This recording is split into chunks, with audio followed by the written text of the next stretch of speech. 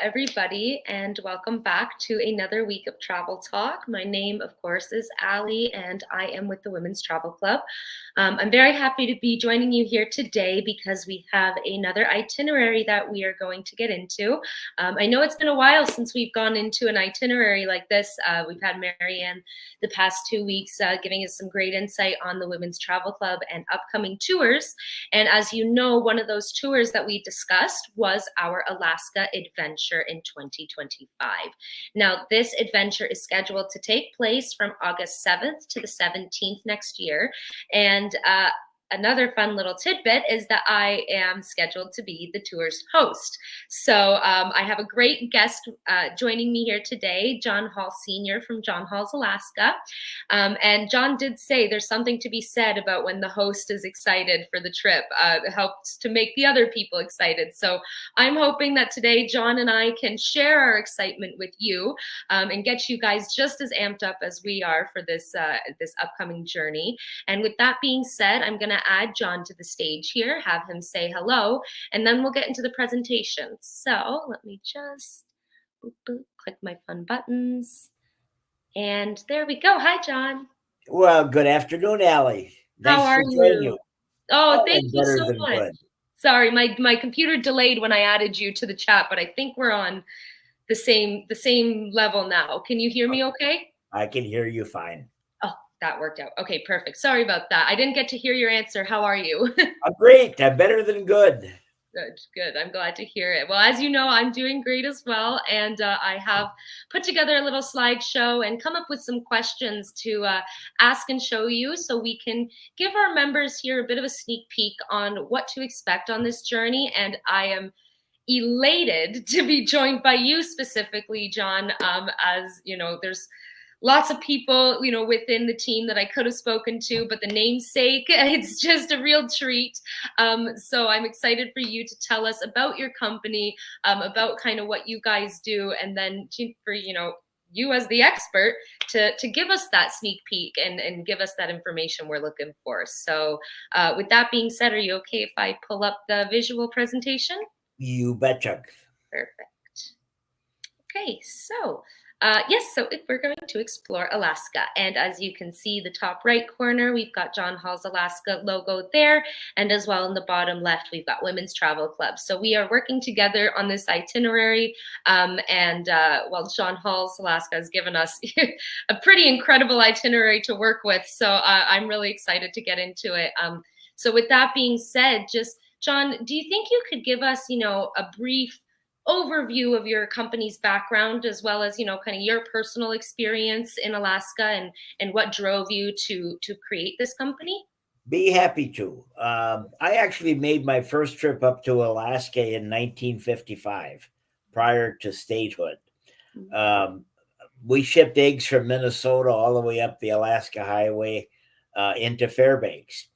And I always said I wanted to come back to Alaska. Little did I know that for the past 44 years, I'd be doing Alaska tour and travel out of the state. But yeah, we started out, I was a one-man operation. I drove the motor coach. I took reservations. I made the reservations. And I started taking my children up when they were 8, 9, 10 years old, so they could experience what I did when I was 12 years old in 1955. And they'd all probably made the trip to Alaska a dozen times before they graduated. Then they went into their secondary education. They missed Alaska so much they all started coming back. So for the last 15, 20 years, I've had 3 great business partners that cut their eye teeth in Alaska. So I have John, Joseph, and Elizabeth, my 3 children, as excellent business partners.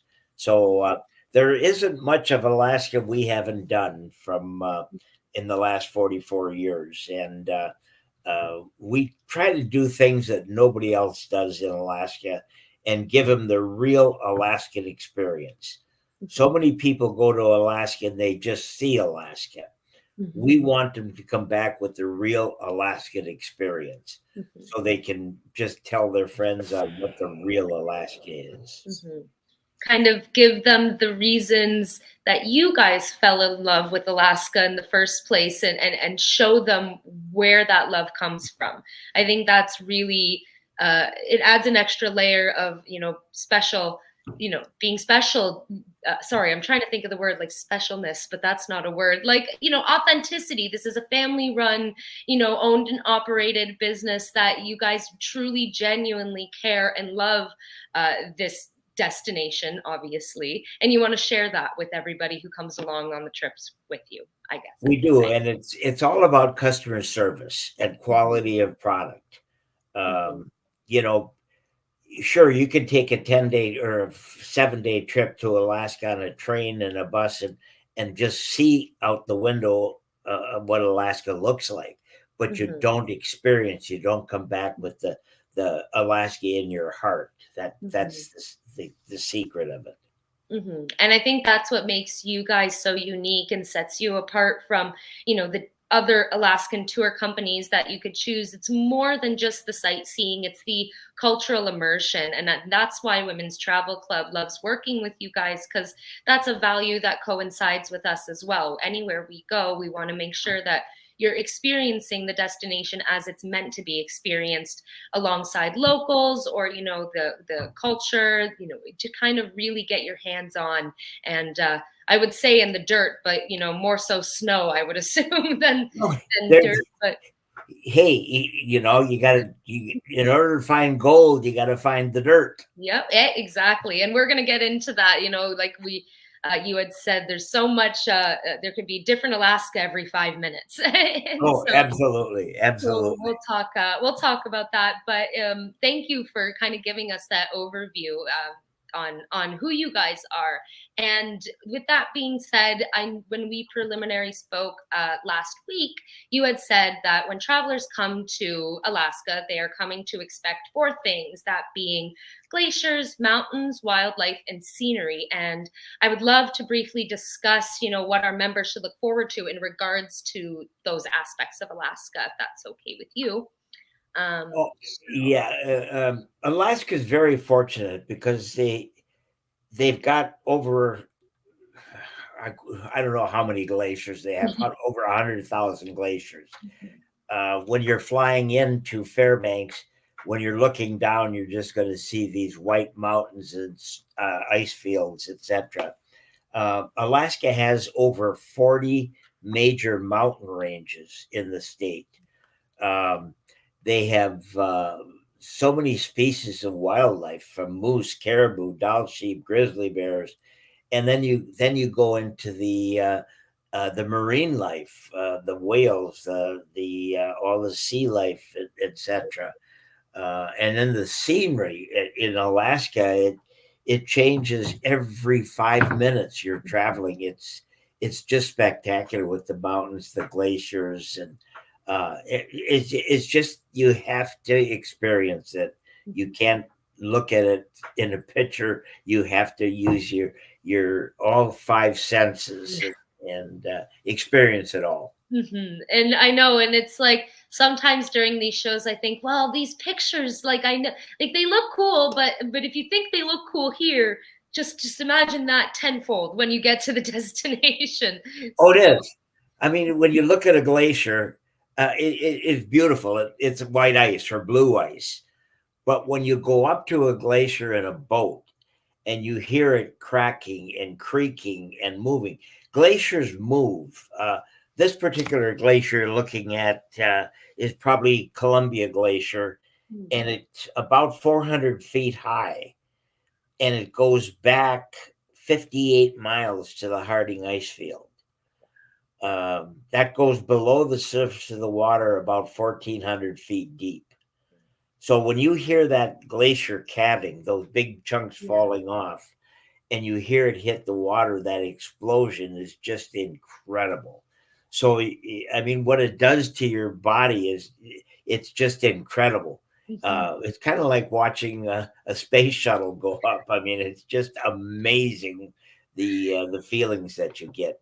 and you can only experience that by being there. Yeah, 100%. It's like I said in Peru, just hearing those mountains crack is a sound that I'll never ever get out of my head. And I can't even imagine what it would be like to have them plopping into the water and hearing that sound. It just, once in a lifetime, I feel, and very unique. Like you said, you're not going to have that experience unless you're actually there. You know what I mean? So thank you for sharing I'm that. gonna And I'm gonna send you a video of a great glacier calving that please you do. can see. Please do. I'd love to. And I'd love to share it with our members as well on Sure. our socials. That would be awesome. And Yeah, speaking of glacier, there's a oh good no, picture of one in the lower bottom middle mhm, there of a mhm, glacier calving. mhm. Yeah, I picked that one on purpose. I thought that one would be a fun little visual, but don't worry, we won't be under them.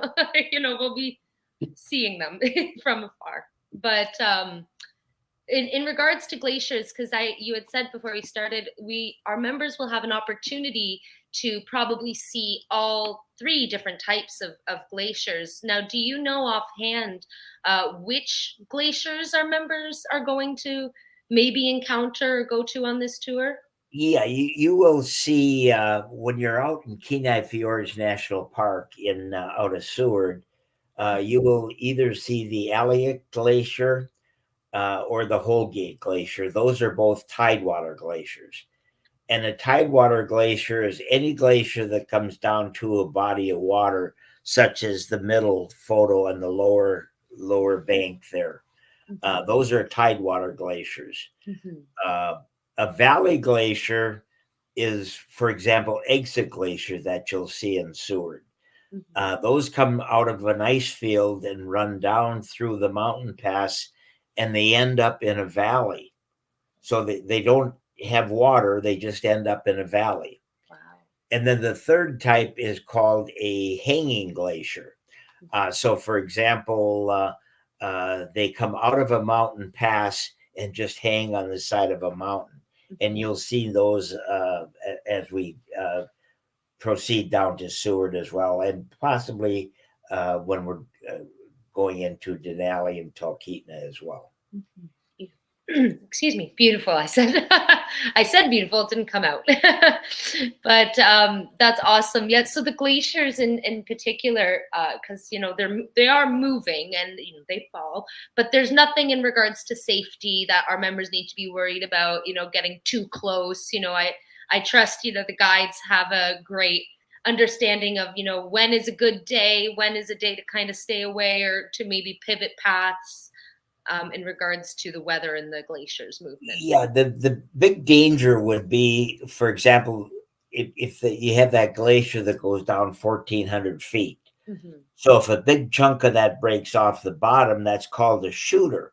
Right. So it would break off the bottom, maybe a big chunk that's uh, 400 feet high, and it Hmm. would shoot up out of the water. Well, you don't want to be in the boat and have that come up underneath you. So they stay away. They're aware of that. So their safety is a big concern of Of them. course. Of course. So moving from glaciers kind of to the Alaskan mountains, because they are world renowned. So Denali, we get to go to the national park. And this is, as you had informed me, the highest peak in North America. I believe that we see Denali in the bottom left-hand picture there, just in regards to the level of the peak. So what can you tell us about how Denali Mountain plays into the overall tour experience and how our members will be able to view Denali? Well, Denali is just a magnificent mountain, and it's so big that of probably I'm going to say 50% of the people that go to Alaska get a chance to see it Oh, wow. because of where they go. Okay. Where you're going to go, you're going to get a chance to see it from the north side, Mhm. from the south side, from the east side, and Mm, possibly the southwest side. right. Uh, Denali is actually in the Alaska Range, which is one of the major ranges that runs from the Aleutian Islands basically up into the Yukon. So it forms a big horseshoe right across the state. Um, so you're going to be able to see that Alaska range and Denali on a clear day Mhm. from Fairbanks, about 150 miles away, or you can actually see it from Anchorage, which is about 160 miles away as the crow flies. Um, you're also going to see it, of course, when we go into Denali Park. Mhm. You will also see probably one of the better views is from Talkeetna. You'll see it. And when we go out on the jet boat up the river Mhm. out of Talkeetna, you get a great view of it there. So you're going to be above the average person that goes to Alaska when it Mhm. comes to viewing the mountain, and it is beautiful. You can never take enough pictures of Denali. No, I feel that way. Just looking up the pictures, I'm like, oh my god, like there's a new angle. Every picture is different because the sky is different, or the landscape looks slightly different. The time, the time of day matters. The time of year. So I'm super grateful that we'll be able to see more than just the average visitor. That's Yeah, I and think. when they're staying at Talkeetna, at the Mhm. Talkeetna Alaska Lodge, they have a beautiful deck out in back that overlooks the Mhm. Alaska Range.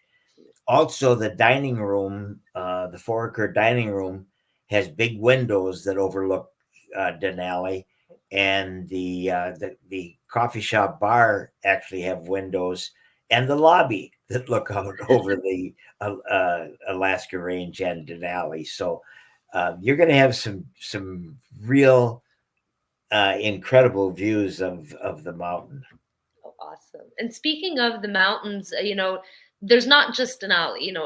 Alaska has a great mountain range, and I would curious to know how these mountains shape your wildlife and your ecotourism and how it shapes the weather. What is that? How does that play into tourism and the time of year that we're going, which is August? Well, the mountains play a big part in the weather Mhm. because the mountains make their own weather. Right. When you got 20,000 feet of snow-capped mountains, Hmm. and they're all snow-capped because of the height of them. Right. They make their own weather, and when you have 40 mountain ranges in a state, you have incredible variances of weather, Hmm. and the wildlife uh, feed. Well, let's back up. Alaska has 590,000 square miles of land. I mean, that doesn't sound like a lot, just numbers. No, yeah. But if we took the state of California and put it in Alaska, we Hmm. could still put the state of Texas in Alaska Oh, wow. and then bring Montana down and put that in Alaska Well, that and puts it still have Rhode Island and put it in there. That's how big Alaska is. Yet there's only 700,000 people that live in. in the state. 350,000 live in your upper left-hand corner in Hmm. Anchorage. Hmm. So half the population of that 590,000 square miles live in Anchorage. The second largest city is Fairbanks with about 42,000. And the third largest city is Juneau, the capital city, which is also about 42,000. Oh. So the native population is far exceeds uh, the uh, retail population. Let's Right. call it that way. Sure. So there's five native cultures that we'll explore as we travel across Alaska. You will be exposed to let's see which ones you have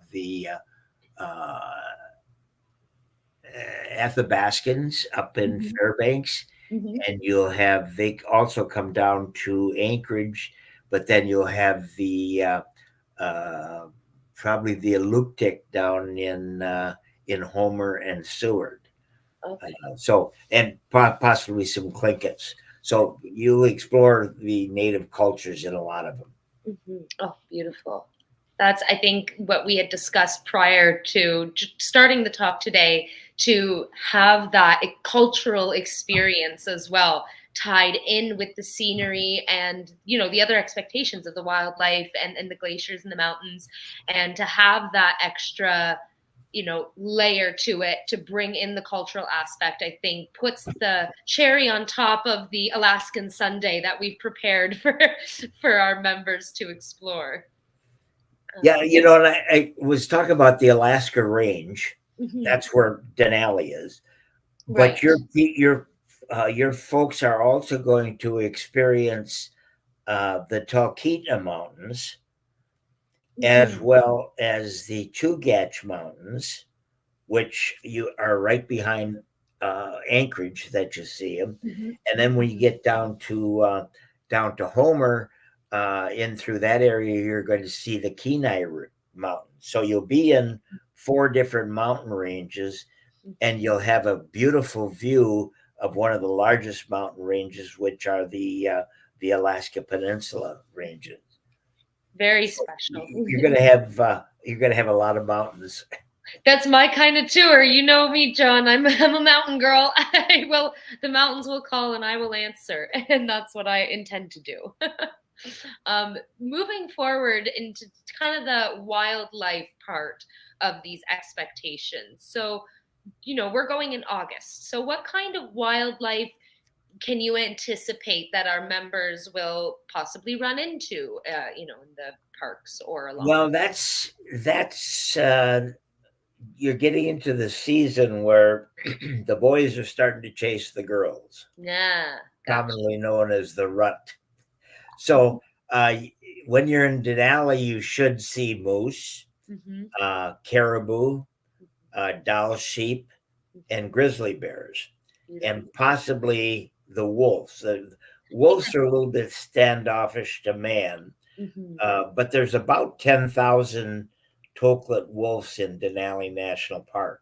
Oh, wow. Uh, but they don't like to be around mankind. So Right. sometimes we see them, sometimes you don't. Hmm.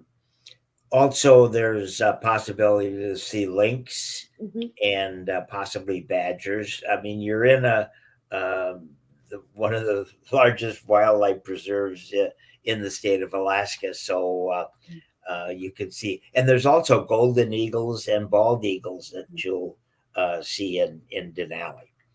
Outside of Denali, you'll still have a chance to see a lot of wildlife, and of course it's mandatory for our company to stop and photograph all wildlife, no matter if they're on the side of the road or in a Yeah. field or where we stop the coach you photograph. Right.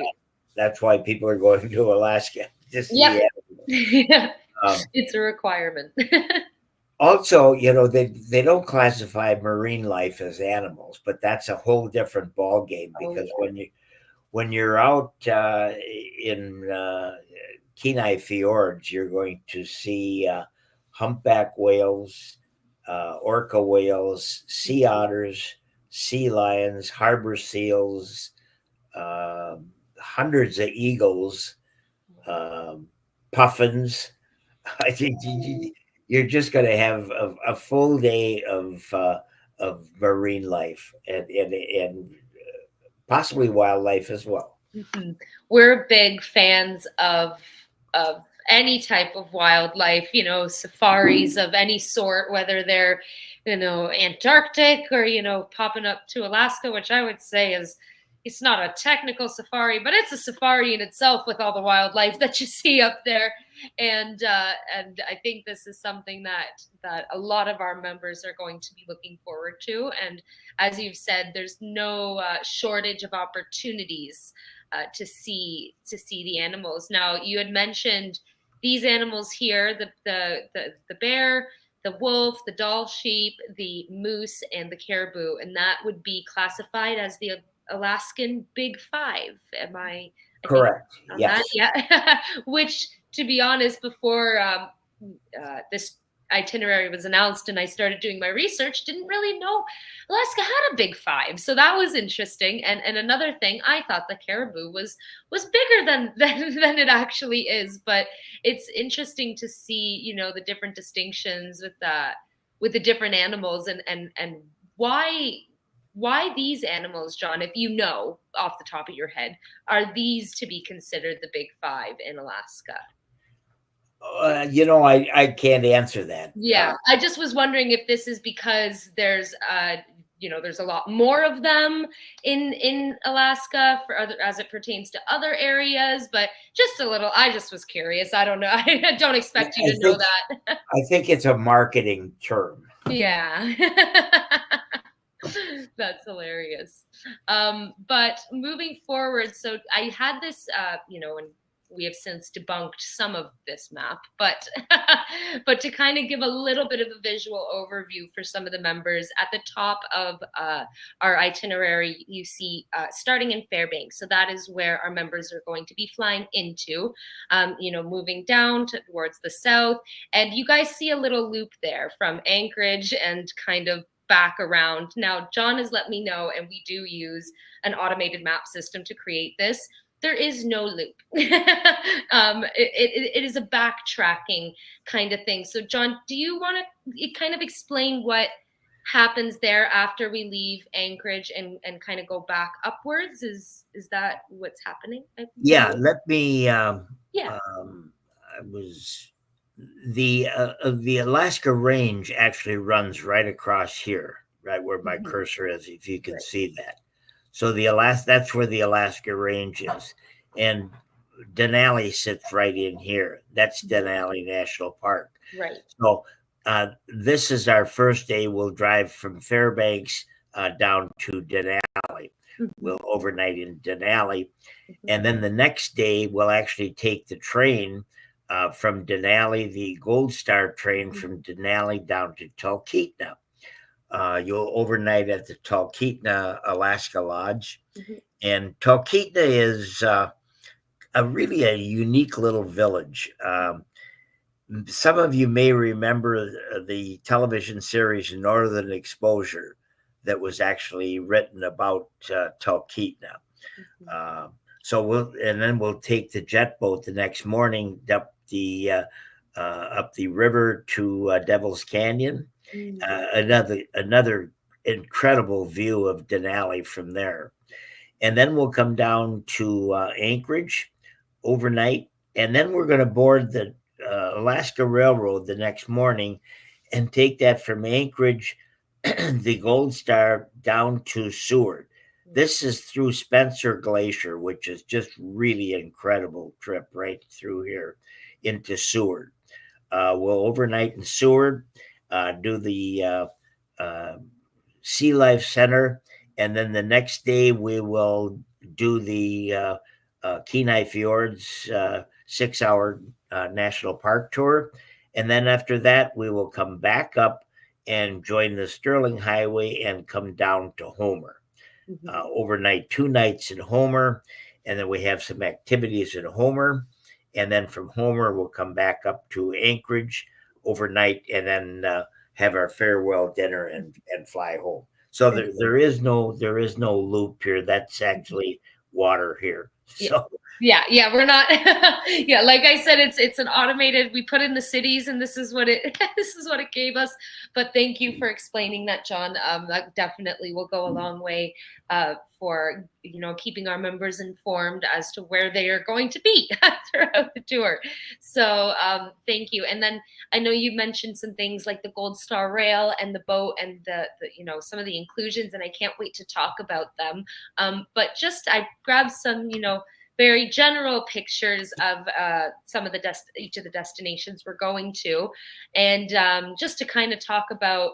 You had said that there's different scenery to everywhere you go in Alaska, and even if you're in one spot, it could change in 5 minutes. So, do you want to kind of explain what you mean by that and why the scenery is so different in the different destinations? Well, again, because of the various mountains and passes, etc. you're going through, like I mentioned, you're going through 5 different mountain ranges, Mhm. um, from the Alaska range to the Talkeetna range to the Chugach range to the Kenai range, Mhm. uh, and every inch of that changes, as you can see from the photos. Mhm. And it's just absolutely stunning. I mean, it's breathtaking. Um, and the unique stops that we'll be making along the way. Even like I said, Talkeetna is a unique little village, Mhm. but yet the lodge that's about 2 miles outside of Talkeetna is probably one of the most beautiful lodges in the state. Um, I always tell people Alaska doesn't have any 5-star hotels. They've got a lot of 7-star pricing, but no 5-star hotels. They have Uh, 5-star views. they got well, they got 7-star views, but Yeah, there you go. you're not going to Alaska to experience hotel life. Uh, Mhm. you're going to experience Alaska, and that's what you're going to be doing because the scenery every 2 minutes is changing. Mhm. Uh, you're going to have incredible views of Denali for probably 3 different days, from the time we depart Fairbanks, crossing down through Tanana. You're going to have some beautiful views. That view that is in the middle of the top section Mhm. is probably 75 to 100 miles away from Denali. Mhm. Um, It's the mountain. That's what that's her. yeah, that's probably 75 miles away from it at least. Yeah. And you're still getting that view, which is Yeah, yeah. incredible. Do you have a favorite, John, out of these places? Not that I'm trying to segregate anyone from the other, just out of pure curiosity. Do you have somewhere that you like feel Well, I've only been to Alaska probably 280 times, somewhere in there. somewhere? And every time I go, I was there last month in Valdez, and Mhm. every time I go, I learn something new and see something different. Because every day, uh, every time of the year is different. The leaves change, the flowers change.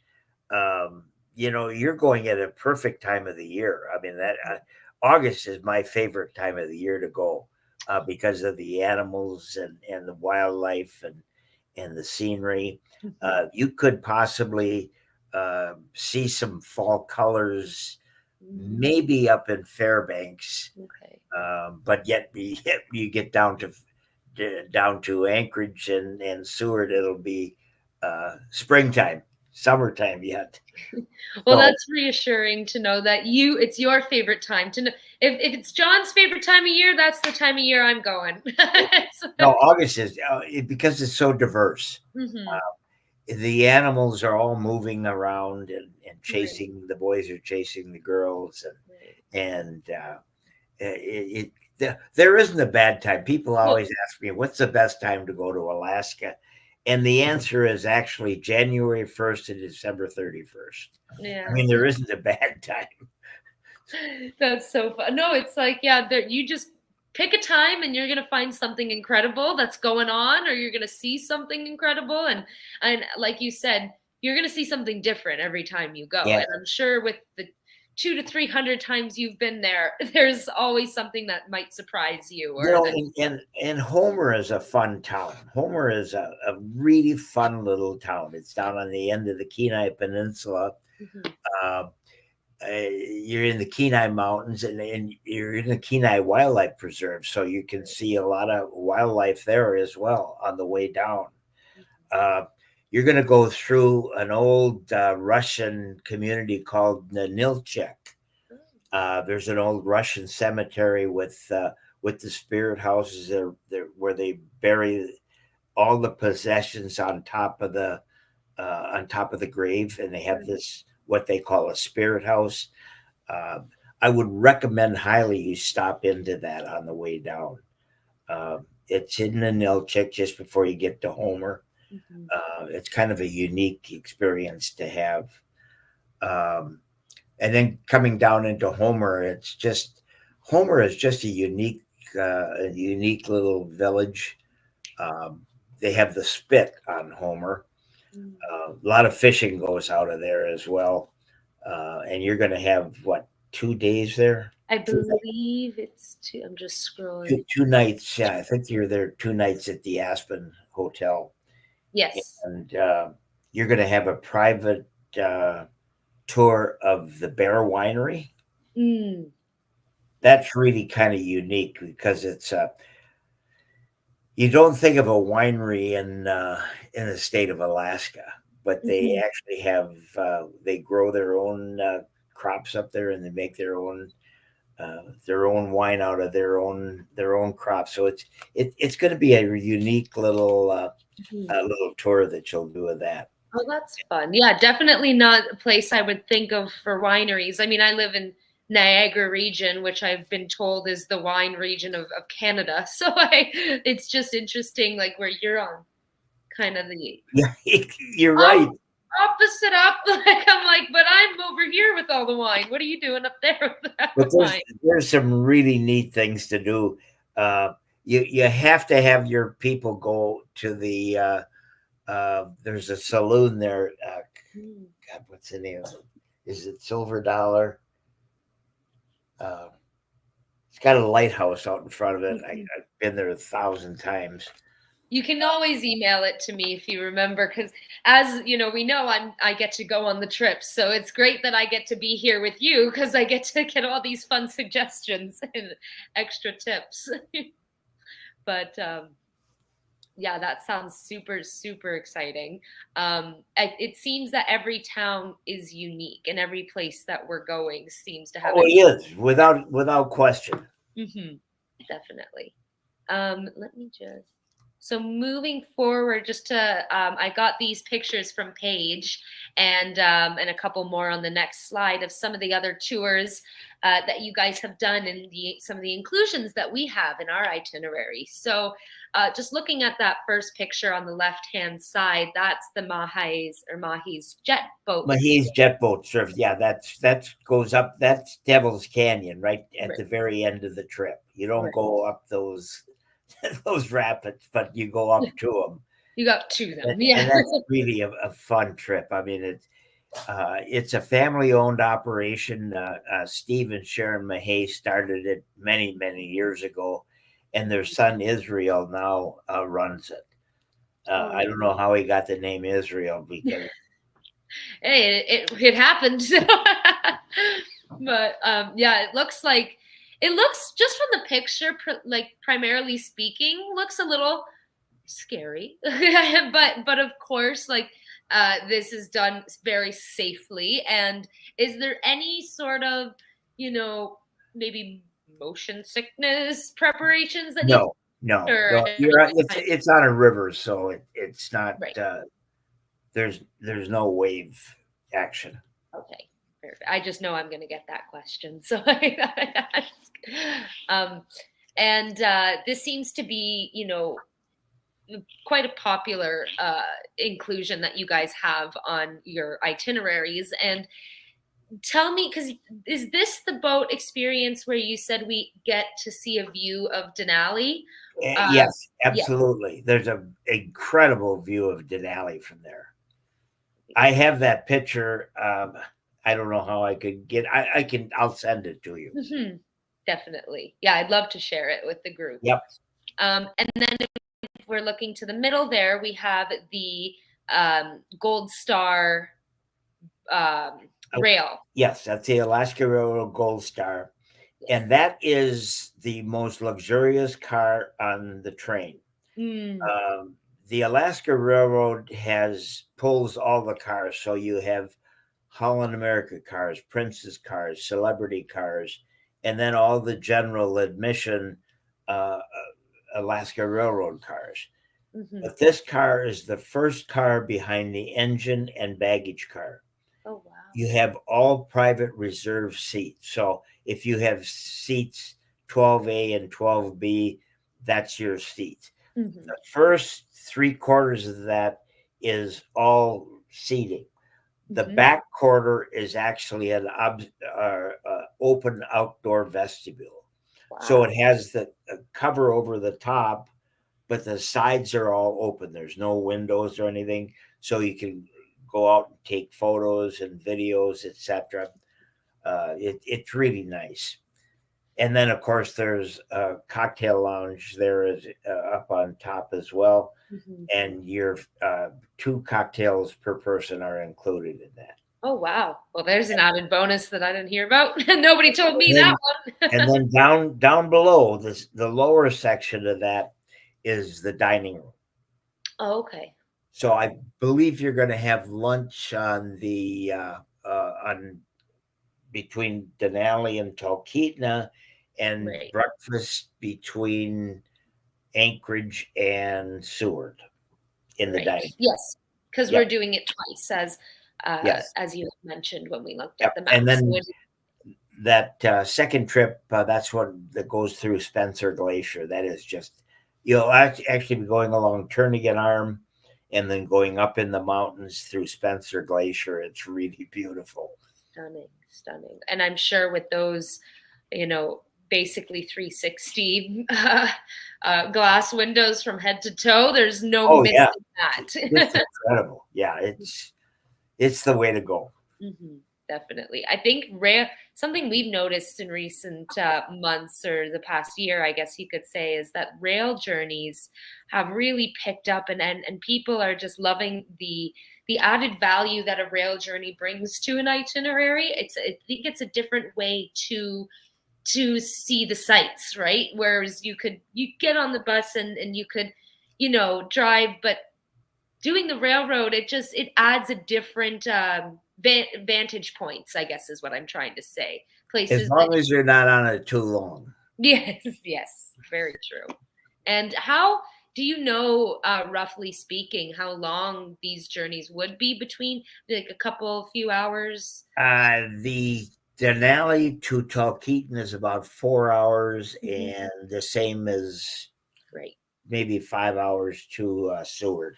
Okay. But comfortably, clearly. Yes. Yep. Yep. Clearly very comfortably. And then on the right, we have the Kenai Fjords National Park. Now we have a 6-hour tour of this park, and I would love to know, just from your perspective, um, how does this tour kind of give a well-rounded experience of Alaskan nature and wildlife? What kinds of things are our members going to see here? Well, you're first of all, you're going to the day before you're going to go out to the Sea Life Center. Right. So you're going to see all the marine animals in the Sea Life Center. Then the next morning after breakfast, you will go out on the national park tour, Mhm. which is, like you say, a 6-hour tour. That will take you through some beautiful scenery. It will also take you amongst the glaciers and the marine life, humpback whales, orca whales, puffins, eagles, etc., etc. So you're going to get a well-rounded experience, not only seeing the animal or the marine animals in captivity, learning about them, but then seeing them in the natural habitat Mhm. as well. Definitely. Oh, there's something to be said about seeing the two sides of the coin, I guess you could say. Absolutely, yeah. Mhm. Beautiful. And then just comparatively speaking, as we were talking about the jet boat experience, I also remembered, we have the riverboat discovery with the Museum of the North. Now, the riverboat discovery, how does that contrast to the jet boat experience? What are the differences there? Well, the riverboat discovery is a paddle wheeler, Right. and it's basically you're going to see it'll make a stop for a float plane. It'll give you some background on aviation. Um, these little planes take off and landing.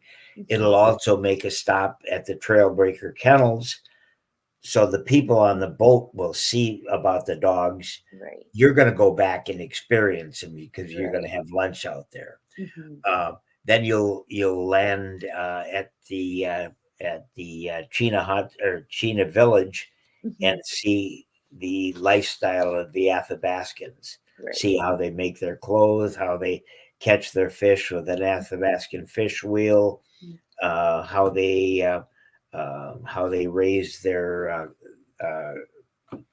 they have a reindeer herd out there they raise, and so you're going to get the basic culture of the Athabascan natives. Beautiful. Uh, as compared to the jet boat, that's going to be a ride up, a scenic ride up and back Mm-hmm. with views of Denali. Right. It's not a historic. Well, it is a historical because you're going to go up through some old historical villages along the railroad. It'll be narrated as well, but Oh, it's more about Alaska, not about the native villages. right. Right. Uh, and then this one is all about national park. Right. So So there's you some three similarity. different boats and three different Right. cultures. Right. Exactly. So there's some similarities, but mostly they're completely different experiences. But with both experiences, you're getting the pure Alaskan taste, Yeah. whether, you're getting both sides of the coin, as we said. But So the they only similarities are they all three float. float. Hopefully. Exactly. Yeah. And then I heard you mention about the Trailbreaker kennels, so I wanted to go to this slide here because in that bottom left-hand picture we see, if you look really closely, you can see two teeny little baby doggies in their arms, and that's something that as we've mentioned, our members get to experience. So clearly, these members that you have here look very happy. Can you tell us a bit more about the Trailbreaker kennels and Yeah, why it's they're added and whatnot? the Trailbreaker Kennels is we are very fortunate. We started a partnership with them back in 2004, Mm-hmm. and Susan Butcher was the four-time Iditarod winner, the first woman that ever did that. Actually, she was scheduled to win five times, but her dog team was attacked by a moose, and she had to drop out. But Susan was very famous, very, very famous, and worldwide famous. Mm-hmm. And unfortunately, we lost Susan to lymphomic cancer in 2006. But they had two daughters named Chuchi and Tekla, and they continued to grow up and work with their dad, and they started running the kennels with their dad. So the Trailbreaker Kennels, they still uh, breed dogs and produce award-winning dogs, dog teams. So we're going to actually visit that kennel. We're going to go in. We're going to have a sit-down lunch, and they do a show for us on how they have to prepare for the Iditarod, how they have to dress for the Iditarod, because you're going to be like 40, 50 below zero for 12 days Right. living outside. Right. So we partake in all that. Then we go out into the dog yard, and they have puppies out there. You all get to hold the puppies and play with the puppies, and they also have. They will be selling autographed books from Susan and David. Their children's book called Granite, and Granite was Susan's lead dog that took her to victory four times. Mm-hmm. And that Dave will be autographing those, and Cool. so you'll meet Tekla, you'll meet David, and possibly Chuchi as well. Oh, It's a great 2.5 hour stay at the kennels. yeah. Definitely seems like a very special experience, especially given the history of not just sled dogs, but the owners themselves, Susan and her family. Well, of course, Susan's not with us, but to have that kind of, experience at the kennels, I think is something that our members will definitely take home with them. It seems like it's one of those heartwarming experiences along the journey. Yeah, and David won. What was it? The Canadian one in the Yukon Quest. He won that several times, and that's where he met Susan. Oh, well, that's so cute. I'm definitely looking forward to that one, and especially the puppies. But that's just a given, I think. But I have some other pictures here that I compiled from Paige and just some from your social media and website. Now, a couple of these, pictures aren't included in our tour. However, they are an optional, aside from the dog sledding, because we'll be there in August, and that won't really be, what we're looking into. But otherwise, I see at the bottom right hand, we have the rope bridge, and that's included with the zip line. Is that correct, John? And that's an optional add-on? Yes, that's in Denali National Park on your free day. That's an option. And then the one with the helmets, where are they flying out there? I can't quite remember. That's the four-wheeler adventure. Oh, the four-wheeler, right? Okay, yep. And then they also have a option of a river rafting trip, I think, or a aviation flight seeing trip.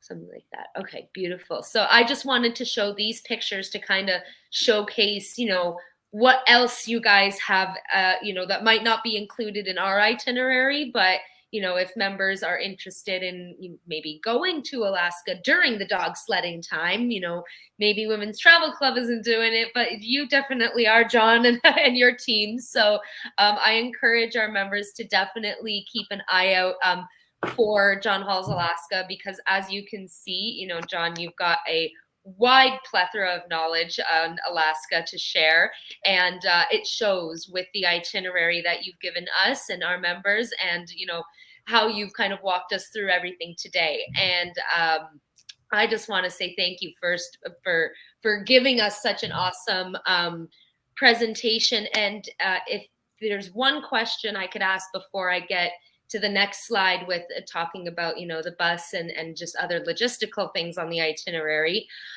What is your primary goal that you want not just Women's Travel Club members, but all Alaskan travelers to take away from their time in Alaska? Well, everybody over the last 44 years to come back with the best experience possible. Mm-hmm. There's a lot of options out there to do Alaska. Mm-hmm. But unfortunately, most of them just get you in and out and take your money, and that's it. Ours is all devoted to customer service and quality and giving you the best experience possible. Mm-hmm. We have actually people that have come back 8, 9, and 10 times to Alaska doing different programs. Oh, wow. I mean, that's pretty amazing. That is incredible. I think that's you're creating little more John Juniors out there who just keep coming back to Alaska, like you. That's your goal, isn't it? Oh, that's amazing. Well, my grandfather always told me, he was in the mercantile business. He said, if you want to be successful, do one thing and do it better than anybody else. Yeah. So be an expert on one thing. That's my dad kind of he was my basketball coach, so he said it in a different context, but just, be an expert at one thing on the court or one thing in life and be the best at it. And that's it. And it shows. It definitely shows here, John, just from I looked through your website. I was obviously going through all your social medias and even just the people commenting and the community that you've built amongst these travelers, I think definitely coincides with the community aspect of Women's Travel Club. And I'm very delighted that we were able to make this partnership happen, because I think that you care about Alaska and your travelers just as much as we care about our travelers as well. So I definitely see that here. The people that are going to be traveling with you are going to have a lot of fun, because like I said, if you're having fun, they're going to be having fun. Thank you. Yeah, I think, well, clearly I'm not even there yet and I'm having a blast. So I just hope that that energy and positivity can pour out into through the screen and into our members' hearts and mind, I guess you could say. But I do appreciate that, and I'm really excited to hopefully take this adventure and make the most out of it alongside a great group. So, with that being said, just to kind of have just some of the logistical pointers here and this beautiful picture of this John Hall's Alaska coach. Now, before I read the words on the screen, John, do you want to give us a little bit of an overview on the transportation that we see here and kind of how that all works? Yeah, that will be your private vehicle. Mhm. From the time you get on it in Fairbanks till the time you get off it in Anchorage. And Mhm. that's outside the Captain Cook Hotel, which will be your last hotel that you'll be using in Anchorage. Mhm. But our coaches are really special. We have them designed specifically for comfort. So instead of having 56 or 60 seats in them, we only have 42 seats in them. Mhm. So the seats are well spaced out for extra comfort, easy to get in, easy to get out. There's 110 outlets behind each seat, so you can charge your cell phone, charge your cameras, whatever you may need to use power for. There's also restroom equipped, and those restrooms are to use, not for emergencies. They Yeah. are to use. Uh, and we also have custom galleys in the back, Mm. and those have Keurig coffee makers in them. So you have decaf, you have coffee, you have hot chocolate, you have spiced cider, you have chai tea, and bottled ice water. Anytime, just help yourself. It's all for the taking. You just go to the back of the coach, help yourself, do as much as you want. Oh, So it's all about comfort. yeah, I can see that definitely. When I saw the bus, I was like, wait, that's their logo. They have their own bus. And like you really thought of everything from head to toe here. John, I'm quite impressed. I'm very excited. And I like the sound of the chai tea for the taking. That's calling my Yeah. name. But yeah, so that's awesome because I know a lot of our times our members ask about how they're being transported. Will they be with other tour groups? Will it be a private bus? And I mean, we have for the most part private sprinter vans that take us around from here to there, but when you look at this, it's just like it's one of those things that makes your eyes pop and go, "Whoa, I'm really on the height of luxury here. I'm being well taken care of." So, I think that that's an amazing thing to have. Well, the nice thing about that alley is that people can leave stuff on the coach Yeah. because it's good. It's your coach. Hmm. It's same driver, same coach, Hmm. same people. Yeah. Um, so they can leave stuff on it now. Don't have to take it on and off every night if they don't want to. Hmm. Jackets, whatever. Again, which adds to the comfort and Oh, the absolutely. convenience of it all. So definitely, and it's peace of mind, right? Yeah. There's physical comforts, but there's also mental comforts that come along with it, and that definitely would help ease my mind as a host to know that everybody's things are being well taken care of. Um, so with that being said, looking to the list here on the right, we've got, of course, 10 nights of superior, first class accommodations, first class views, as well as we had mentioned earlier. Transportation, of course, by a private and luxury air conditioned coach, customized jackets. We've got 10 breakfasts, 9 lunches and dinners included, your airport transfers, and as well, of course, it's Alaska, so it is English speaking. That's just the general standard thing we put for all tours, but this is America. So you do have your guide from Alaska, but you'll also have me, your Women's Travel Club tour host, who will be there to answer as many questions as she can, and has the John Hall's Alaska tour guide on my right hand side to answer any additional questions and guide us along the way. So That's our presentation today, and I really hope you guys enjoyed it. John, is there anything else you have to say to our members who are watching and might be, wavering in their decision on whether or not to book this tour? Well, I hope everybody does, because they're going to be in for the experience of their lifetime. Uh, I agree. it's words can't explain it. You have to be there, use all your senses, Yeah. and enjoy the land. 10 days seems like a long time, but you're going to wish you had 10 additional days. I'm already thinking that. It seems like a long time, but when you really break it down into how many days we are in each destination and the variety of things that we're doing, I have a strong feeling it's going to go by very quickly. Oh, it is. It is, without question. Mhm. Absolutely.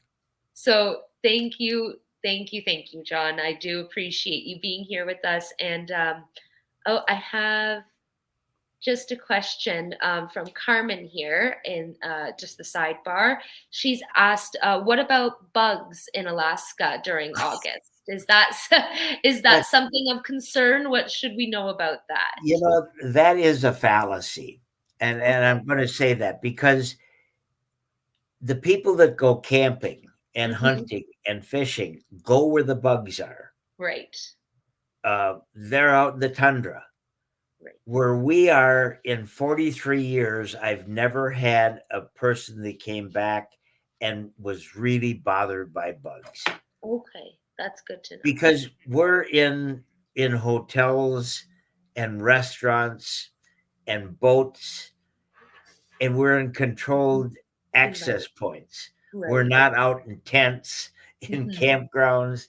Yeah. Those are the people that come back and they give these wild stories about, I have more bugs actually in Florida at sunset, seriously, Yeah.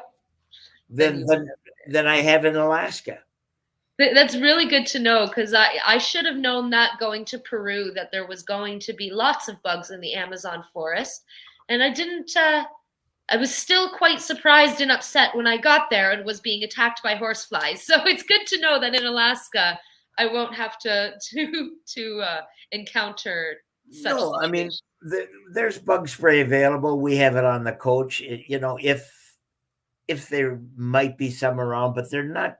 You're not going to be swarmed by them like we hear about, because Right. it's the people that are in the campgrounds and go hunting and fishing, and they're walking through the tundra, and that's where the bugs live. Right. Yeah. It's different environments, places we won't be going. So Yeah, they're not in the hallways of the Captain Cook Hotel.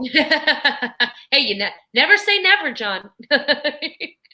No, I'm just joking. But thank you for the question, Carmen. Definitely, because if you weren't going to ask it, somebody else was going to ask it. So it's good that we have it here in the chat so that people can reference it when they need to.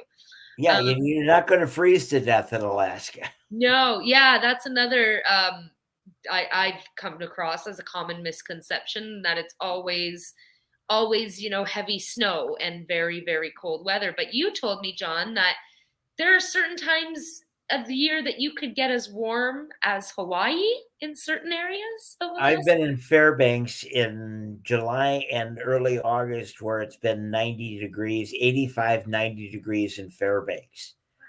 And keep in mind that June 21st is the longest day of the year. Right. So there's 24 hours of daylight. Right. In July, there's probably 22, 21 days. In August, you're probably going to have somewhere around 18 up in Fairbanks, about 18 hours of daylight. Wow. Something I've never, ever experienced, ever.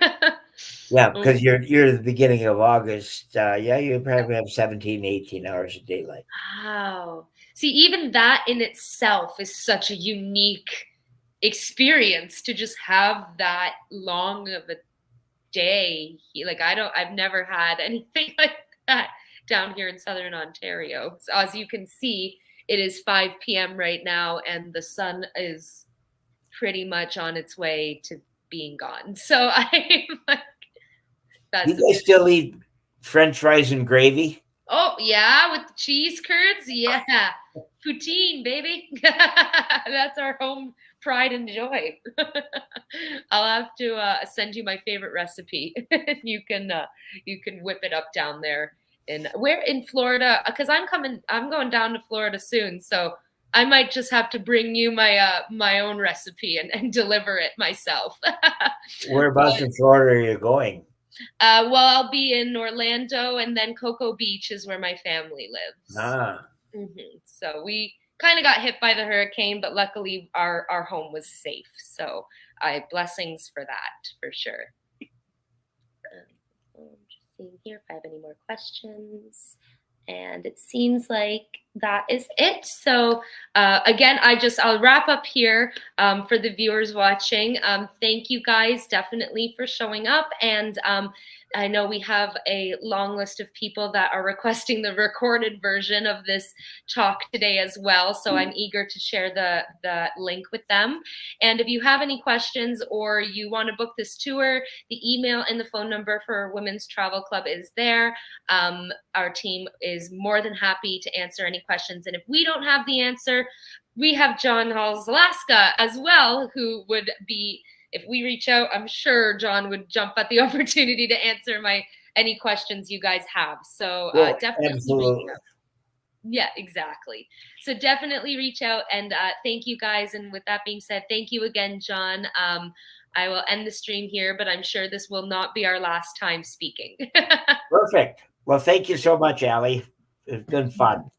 Oh, thank you. Thank you. Well, until next time, have a great night, everybody. And I'll end the stream there. So, All right. good night. Thanks so much. Of course. All right. Bye.